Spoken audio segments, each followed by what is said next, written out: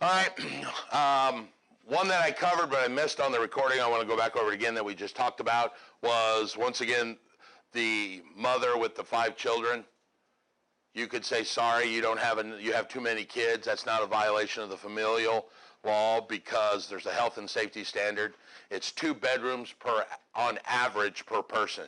So 2 bedroom can have 4 people. If they've got 5, i.e. a mother and 4 kids, you could say, sorry, that violates the health and safety code, which supersedes this. I can't allow you to move in for the safety of you and your family.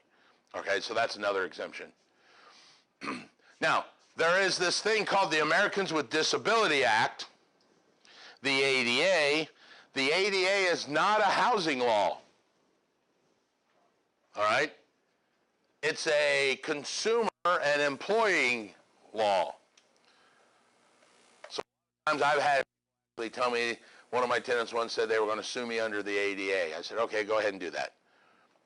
The Americans with Disability Act deals with consumer rules and consumer laws and employers. Now, if you run a property management company, then the ADA laws apply to you, okay? There are 2 specific ones that we want to talk about.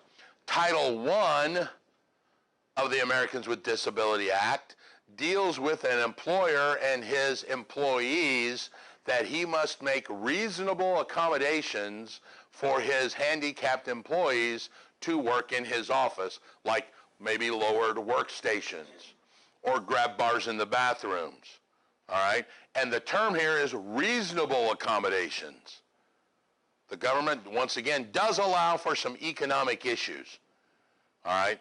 If they say to do this is going to cost X amount of dollars, and that's more than this company makes in a year, I can't feasibly do that. That's a problem, okay? So an employer has to make reasonable accommodations for his employees. And the ADA covers employers with 15 or more people, just like OSHA and EPA and all that. 15 or more employees, ADA. Title III, we skipped Title II, by the way. There's like 5 titles. If you guys ever really want to know them, you can Google them. Title II deals with government entity employees, all right? Title III deals with the access to public goods and services to a consumer, like the elevator for the client to get down to this room, or the curb cut for a person in a wheelchair to get up on a curb, all right? So that's Title III, access to public goods and services by a company. They've got to make it accessible so that people with handicaps can get in and take part of their services.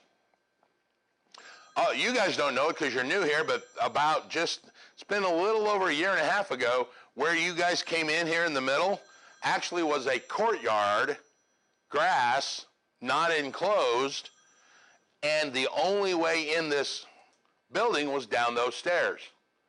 There was an ADA exemption to this building because it was built before the laws, and when these new laws came in, the city of Greenwood gave this building an exemption because there was no place for a person in a wheelchair to get down here. And for those of you at home, we're in half a flight down in the basement, all right? I literally had a gentleman call me from the parking lot saying that he had had a stroke and could not navigate the stairs and could not come in to take the class, all right? So I literally went out and I helped him down every morning. I helped him down the stairs to come in and get his real estate license. Now, when they redid this, they put the elevator in, they put things like that. The curb cut, the parking spots, those are all Title III of the ADA that deal with access to public goods and services. So those are the 2 that you're really going to want to deal with, Title I and Title III. Now, the ADA also exempts some properties. And for the life of me, read this. They're on page 39. Property that are covered by the Fair Housing and property that is exempt from coverage by the fair housing.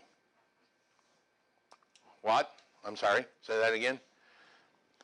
Property that is covered by the fair housing and property that is exempt from coverage by the fair housing.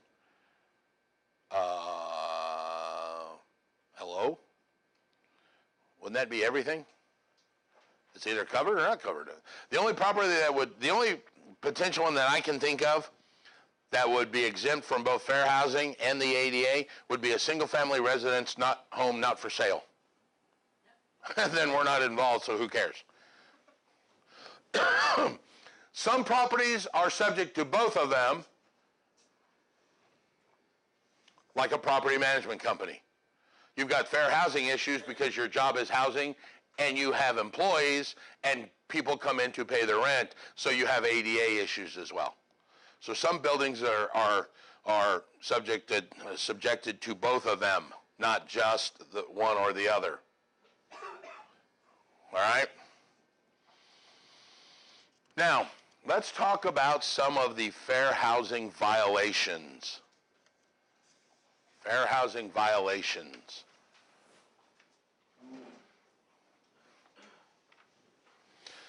The big one, or not the big one, I'm sorry, let me take that back. They're all equally stupid.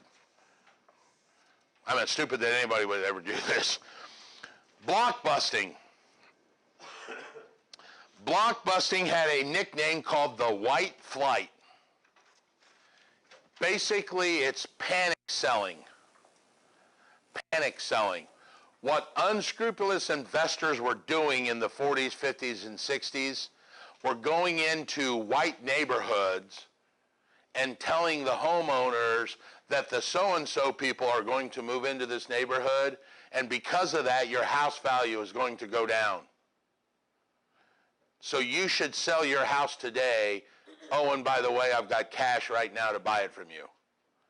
They were scaring or panic this, and it was called the White Flight because they were moving out of neighborhoods, and then these investors would just turn around and resell them and make money.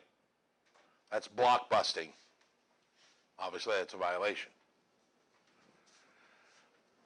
Steering. My second day of my license, way back 100,000 years ago, I potentially could have been charged with steering. Steering is where you guide a person towards or away from a particular area of the city based on one of the 7 protected classes. All right? I was a Caldwell banker. Caldwell banker's not even here. It was in Broad Ripple, actually. It was called. Doesn't exist anymore. They've left. All right? Now it's a property management company, Monon Property Management. I'm standing in the front desk. Guy walks in, Hispanic guy, and he's like, hola, ¿cómo está? I speak enough Spanish that I could have got by. The gentleman says to me, hey, I want to live in a Hispanic neighborhood because my English is not so well. I said, okay, let's go to Washington and Belmont. Anybody been to Washington and Belmont? Am I lying? All the buildings there have Hispanic signs. All right? I thought I was helping him because he had asked me. And he said, okay, let's go look at properties. I want to go get my wife in the car. So he left. My boss is at that time, is now the actual Minnesota governor. Was the managing broker. Came up to me, he's like, Raymond, what are you doing? I'm like, I'm helping this guy. He's like, no, you're not, you're getting a lawsuit. I said, but he asked. He said, it doesn't matter. You cannot steer a person towards or away from an area based on race, color, religion, national origin, sex, familial status, or disability. So the gentleman came back in, and Andy says, hey, I'm sorry. He said, we can't do this. You need to go to the Hispanic consulate, do your own research, come back to us, and tell us where you want to live. So he's like, well, I don't want to get anybody in trouble. Thank you. And he left. And I turned to Andy, and I'm like, dude, first client down the drain. He's like, first lawsuit avoided. I'm like, well, this guy will never come back. 3 weeks later, a guy comes walking in. I'm like, oh, he's like, ¿Cómo está? I said, what's up? He goes, I'm going to go to Washington and Belmont. I'm like, ta-da!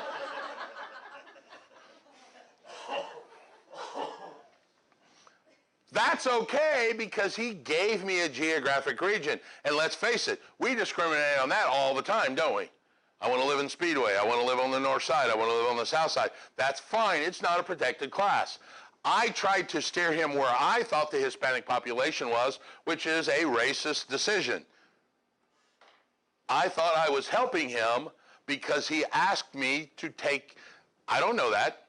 I just assumed Washington and Belmont. What about 38 and Lafayette Road? I meant, I don't know. I know there's a contingency up there, but I don't know if it's the biggest one. I don't know if it is. And even if it is, it's wrong of me to say, well, that's where the Hispanics live. Can't do that. So even though I thought I was helping, you cannot do that. That is steering. You literally have to say, dude, tell me where you want to live. And if he says, I want to go to 38th and Lafayette Street, okay, I will take you to 30th and Lafayette Street. But he can't walk in and say, hey, I want to go to where all the Catholics live. Okay, let's go to Fountain Square. I don't know if that's true or not. I made that up. I don't know if Catholics live there or not.